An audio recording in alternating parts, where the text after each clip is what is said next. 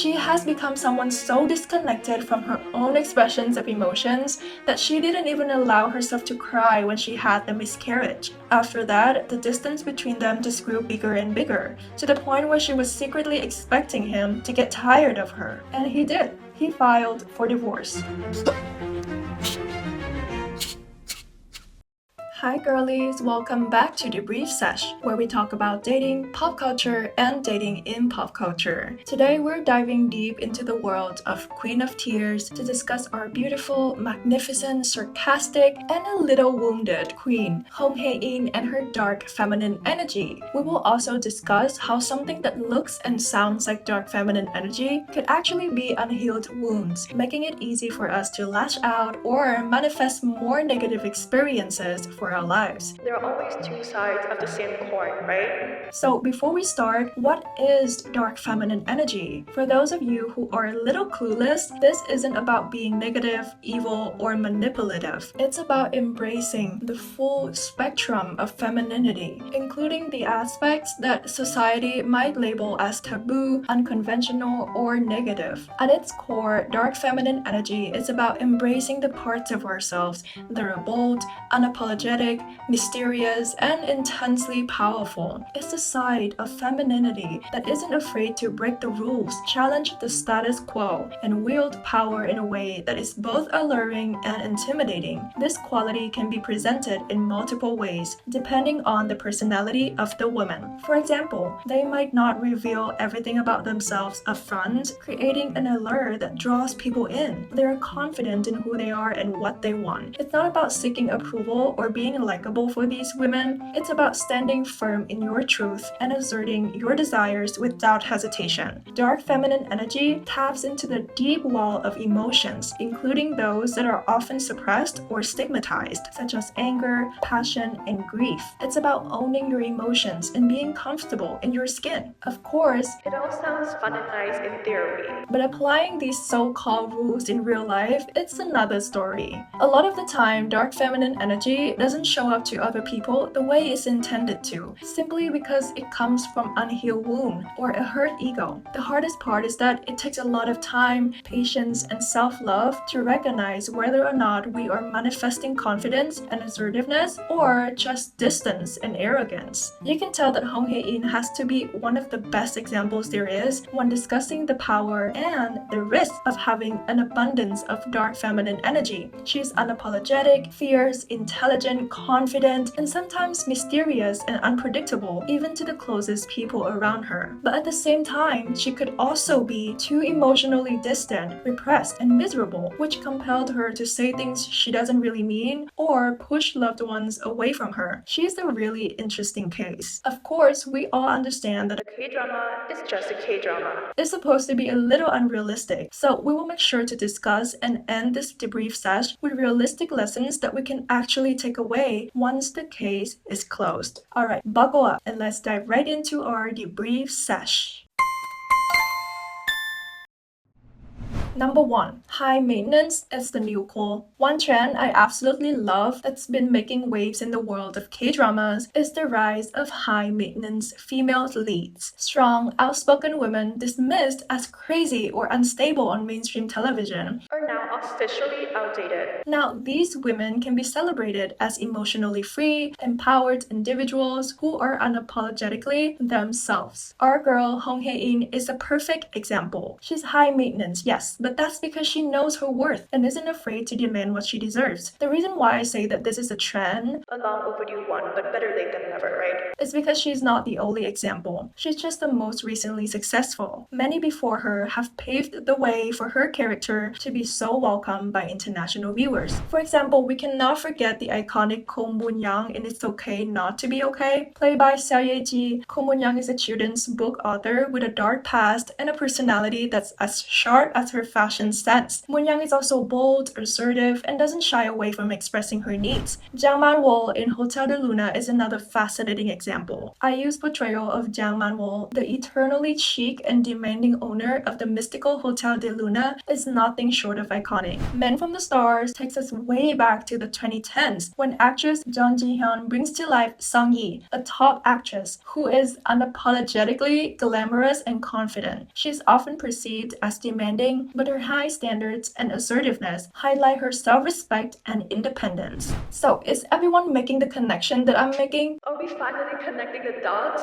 On my channel, we've always talked about how entertainment products are just reflections of our perspective on reality. With so many movements fighting for women's rights going on in the world right now, it makes sense that women on TV could be built with more complex layers to their characteristic. They're not crazy, they're just emotionally free. They're not overly and insanely high maintenance, they're just confident and cool. This shift in portrayal reflects a broader cultural movement towards recognizing and validating the multifaceted nature of women. It encourages viewers to see emotional complexities not as flaws but as strengths. So that should be enough for us to establish that Hong Hae-in is the new it girl of this generation, where women and girls no longer have to keep calm, stay soft, or even remain polite in every situation to be considered a good role model. This representation is important, especially for girls who've been taught to be good and behave our whole lives. From a young age, many of us are conditioned to shrink to make others comfortable. We're told to be quiet, to be nice, to be understanding and accommodating. We're taught that our worth is tied to how well we can conform to society's expectations, even at the expense of our own needs and desires. High-maintenance female characters like Hong Hae-in are a breath of fresh air. They show us that it's okay to take up space, to have high standards, and to assert our needs. And before anyone accuses me of whining too much about the patriarchy, let me tell you this. Pick up a history book or a gender studies book, and you'll be surprised at how much women, queers, and people of color have been oppressed. Some of us belong to all of these marginalized groups. Whining is literally the least I can do to raise awareness. Plus, everything is interconnected. Acknowledging a shift in female representation in pop culture, it's really helpful if you know how to use the current social trends to your own advantage. This is the time, girls. We have never had this many rights. We have never been this aware of our oppression throughout history. This is the time when being difficult can actually benefit you a great deal. But let's be real. It's not really about being difficult, is it? It's about knowing your worth. If you're only focused on being difficult just for the sake of appearing to be difficult, you're not doing it right. It has to come from a genuine place in your heart that truly believes you deserve the best things. But then the question would be, how do we know when we're doing it right? How do we spot unhealthy patterns throughout our journey of self-improvement? Truth be told, this is a process that looks and feels different for everyone. So there is no one-size-fits-all kind of advice here. But what we can do with each other is take a look into the character of Hong Hae-in and discuss her dark feminine energy and see when it is coming from a genuine self-reliant place and when she's just projecting unhealed wounds on people around her. Hopefully, analyzing her would help provide a good reflection tool for us to learn more about ourselves. Number 2. Dark feminine or unhealed energy. We all know what dark feminine energy is at this point, but what about unhealed or damaged feminine energy? It stems from a place of unresolved trauma, pain, and fear. It is often the result of negative experiences and the belief that bad things will continue to happen. This energy can manifest as self-doubt, insecurity, and destructive behaviors. Ironically, it will serve as a self-fulfilling prophecy that continues to attract bad things to you. But that's in theory, right? In reality, our energy is always flowing and exchanging with others. The line between dark feminine and unhealed energy could be blurred, especially when sometimes they both result in the same reactions: anger, fierceness, self-protection, and so on. So what is the crucial difference that helps us separate these two from each other? We've established that unhealed feminine energy is essentially brought about by the belief that bad things are supposed to happen to you, right? Well, dark feminine energy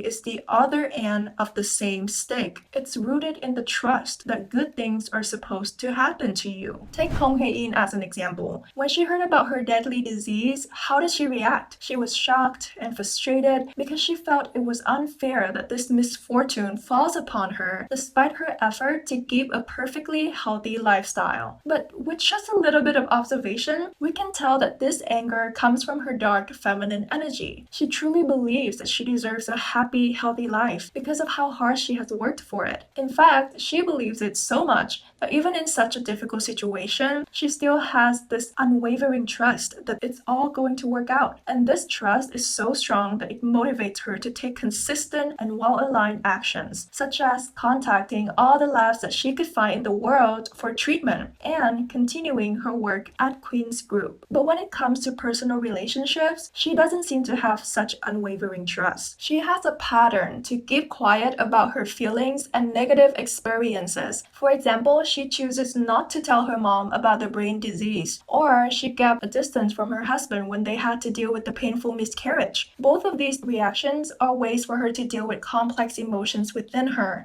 including disappointment, pain, or anger. But despite being the same emotion that we were discussing in the previous part, the anger in these situations is rooted in her unhealed wounds, the belief that bad things are supposed to happen to her, and more specifically, her loved ones are supposed to suffer because of her, and they're not supposed to be there for her, and she has to deal with all the pain alone because she brought it on herself. Obviously, these beliefs are not true, but they feel true to her, and we all know where they came from, the traumatic event of her older brother drowning and passing away right in front of her eyes when she was young. The survivor's guilt was so strong that it caused a profound rift in her relationship with her mom and a general distant approach to love. Now, I'm not shaming her or anyone listening right now for carrying this unhealed energy around for such a long time. What I'm doing is quite the opposite. We need to call out these unhealthy patterns before we can unlearn them. Of course, we try to do it as gently and compassionately as we can while trying to stay honest and straightforward. It's a very thin line, but I'm trying my best to walk it, okay? With that said, I have a lot of empathy for Hae-in and people like her in real life. When you go through a traumatic event, your body will literally learn how to defend yourself so that situations like that will never happen again. Sounds like a good thing, right? Well, not really, because many traumatic events only happen once, but we will continue to function as if it's going to keep happening. And this really gets into our ways of finding balance and happiness. In Hae-in's case, she has become someone so disconnected from her own expressions of emotions that she didn't even allow herself to cry when she had the miscarriage. She purposefully acted cold, ordering people to take down her baby's room, and refused to have a candid conversation with her own husband. After that, the distance between them just grew bigger and bigger, to the point where she was secretly expecting him to get tired of her. And he did. He filed for divorce. This makes me wonder how many of us have lost meaningful connections because we were allowing unhealed energy to get into our ways. And the tricky part is that there's no one to blame. You can blame Hae-in's mom, for example, saying things like, if she hadn't been so cold to her own daughter, Hae-in wouldn't have grown so disconnected to her emotions. Well, that's true, but it's not the whole truth. Hae-in's mom was going through a traumatic event too. She was struggling with herself, and at some point, she barely managed to maintain a calm conversation with her husband about their kids. You can blame Hyun-woo for not having been there for his wife, not understanding her better. But again, he was also going through a traumatic event of losing his baby. Of course, we can eventually blame it all on the villains of the show because the way that they deal with their trauma is just purely evil, unethical, and inexcusable. But what I'm trying to say is that sometimes in real life, there aren't any obvious villains. Even when there are, blaming them is not going to do anything for us in the long run. Don't get me wrong, calling people out on their bullshit is important. But then what? What happens after that? When the wound is still there within us and we're still projecting it onto everything else in our lives. At the end of the day, we are responsible for healing our own wounds and attracting better people and things into our lives. Number 3, balance is key. So, now that we've discussed the crucial difference between dark feminine and unhealed energy, let's move on to discuss how we can actually implement these pieces of information into our lives, realistically. Before anything, I just want to get this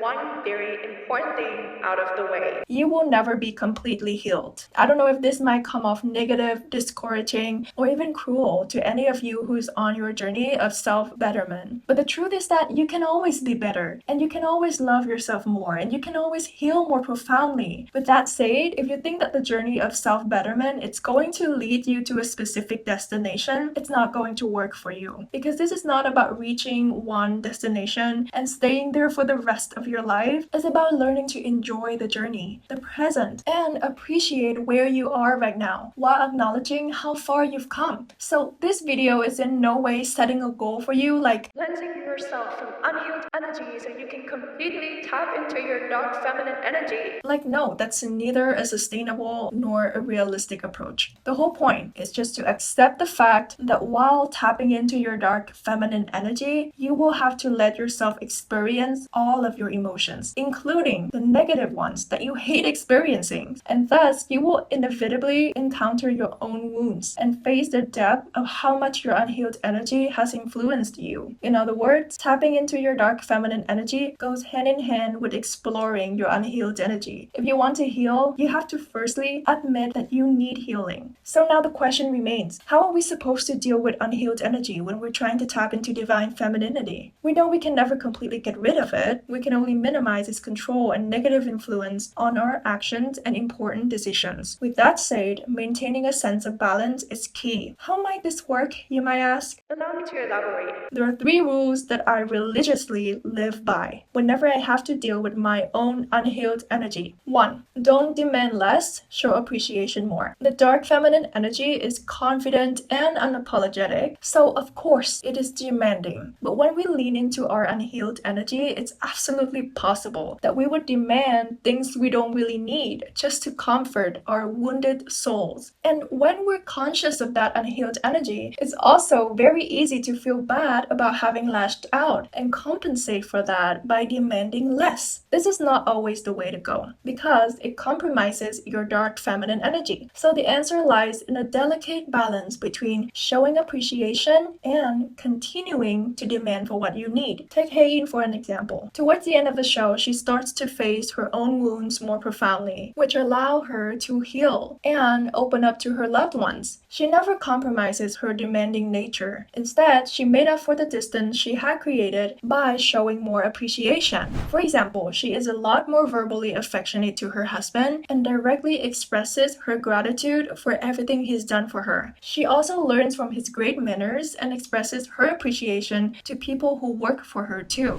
On an intellectual level, she was losing memories, but on a mental and spiritual level, she was healing from her past trauma, which allowed her to offer more to the people around her. That's how you know when someone is healing. They're not asking for less, they're just extending their capacity for love. 2. Don't pressure, motivate. Don't get me wrong, a little bit of pressure can do wonders. But when you're healing from past wounds, it's better to gently motivate than to put pressure on yourself. How are these 2 things different from each other? In real life, it's not always black and white, right? It's important to remember that while pressure is rooted in fear, motivation is rooted in hope. When Hae-in had the option to go through surgery and face the possibility of losing her memories forever, she had to deal with both pressure and motivation. I absolutely adore the plot point where she refuses to go through surgery at first because she loves herself enough to listen to what she really wants, even in such a tough situation. At that point in the story, she has just gained back her trust in love by reconciling with her husband, mom, and practically everyone who is important to her. So of course, her biggest motivation would be protecting her sense of self, now that it feels so complete with the profound love from the people she cares about. The pressure to go through surgery and avoid, well, dying, at that point did not seem as important to her. But then something changed when she witnessed what her husband had to go through